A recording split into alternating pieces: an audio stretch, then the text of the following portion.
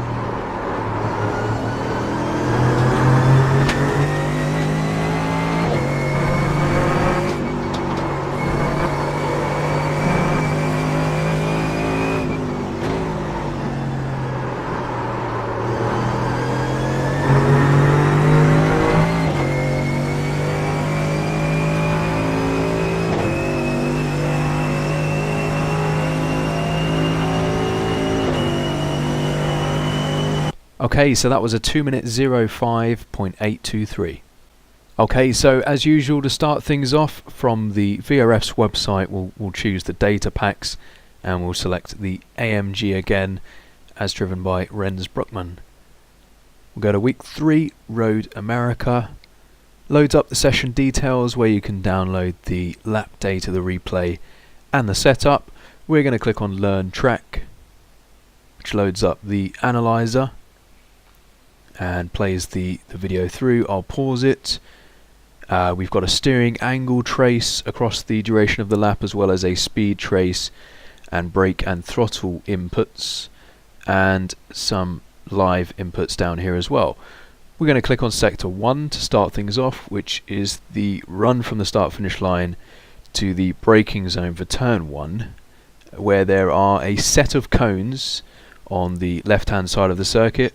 This first set of cones, the 4 cones, we're going to spot them, and Rens is going to brake just after those. I'll slow it down to half speed.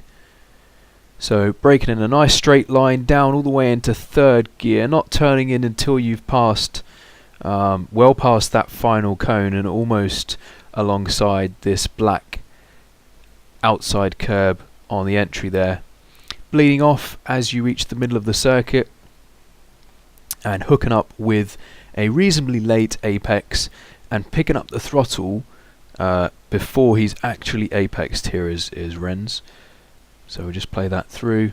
So yeah, up onto that curb there, you can see the car just lifts off slightly. Wait for the car to settle on the landing, and then hard to full throttle by that point up into 4th gear as you reach the exit curb using all of the circuit there. You can even get a little bit more greedy with that, but that's a good conservative line to stick to. Rens does get a little bit of oversteer, which you can see in the steering trace, which is quite normal for this corner on the exit when you're carrying the amount of speed through this corner that Rens is doing. Down the hill then, through this is actually turn 2, although I'm not quite sure why, it's just a straight line. But yeah, thinking about your braking zone into turn 3. Now you do have some markers to your left here. You've got this 2 marker. You want to be braking roughly around there, down into 3rd gear, keeping the car to the outside of the circuit, turning in fairly late, and making sure that you hook up with the apex. Now there are some bumps on the entry. You want to try and be on the inside of those, and you want to be hooking up with this apex curb. That's very important. And in fact, Rens again is really nice and early on the throttle, slightly on throttle before the apex there, hugging the exit as well, and taking advantage of this exit curb, but not massively so, reaching full throttle before he reaches that exit curb, and down the straight. We'll just speed it up under the bridge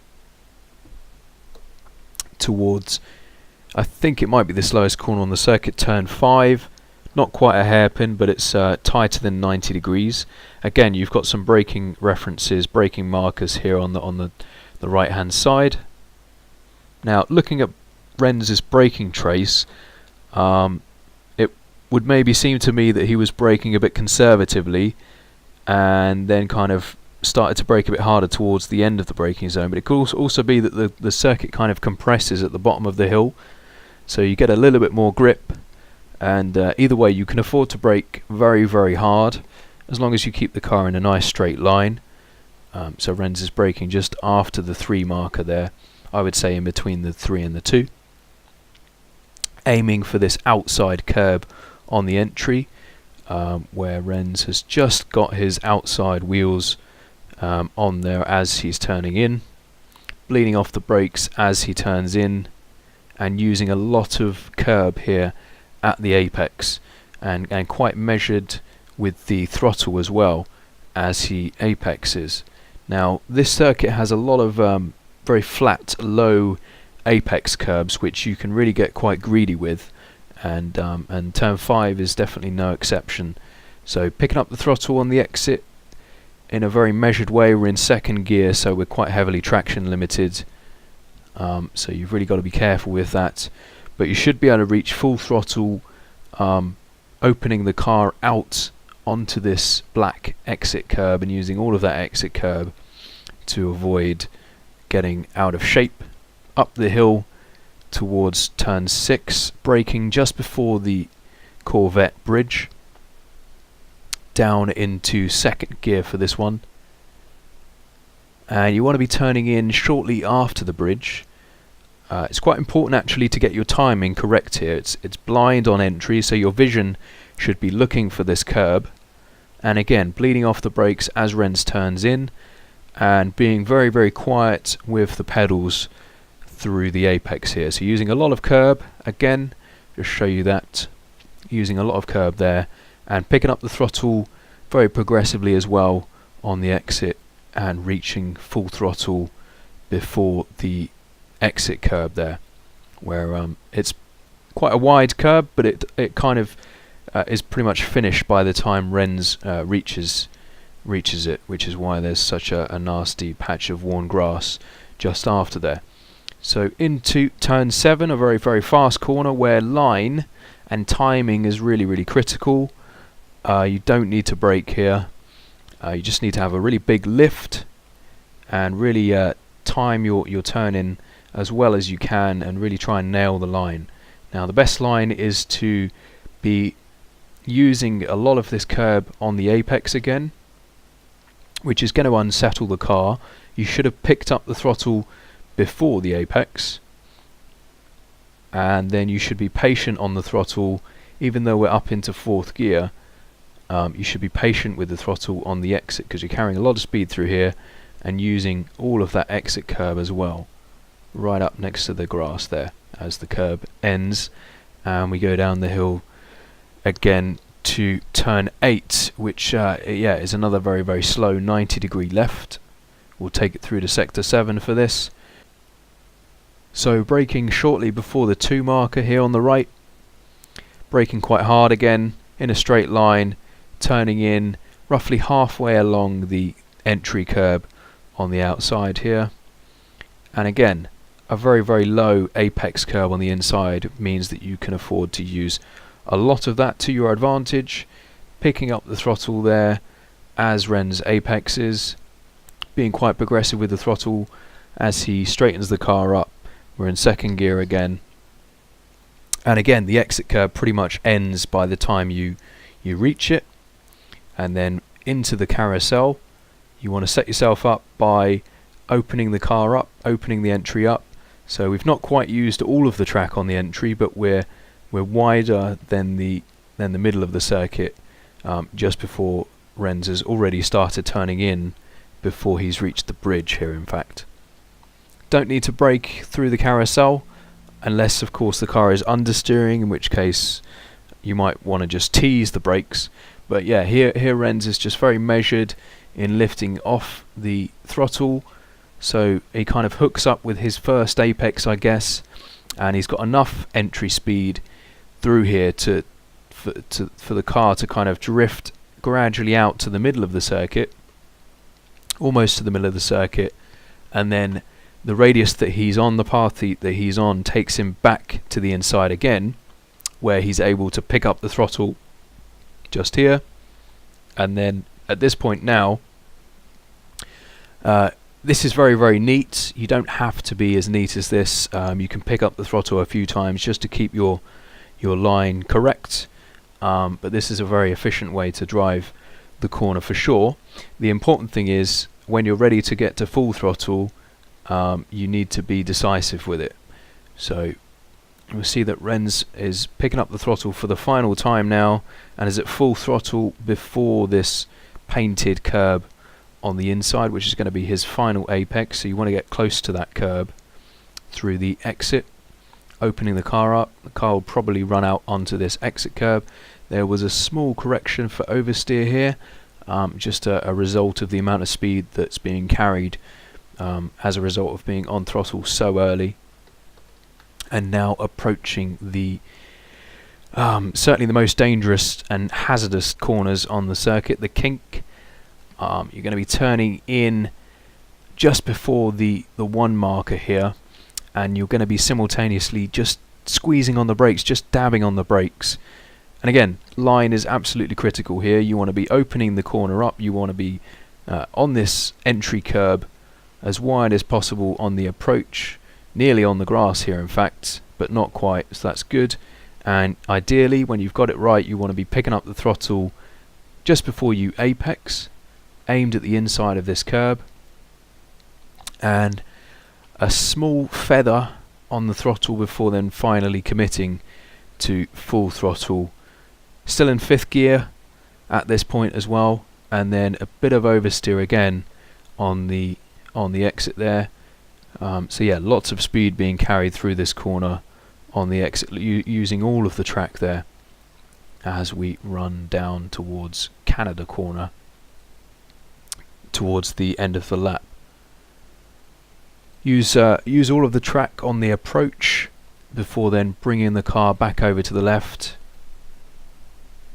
and spotting your braking reference again. We'll go to sector 10 for this, which is going to be just before the 3 marker.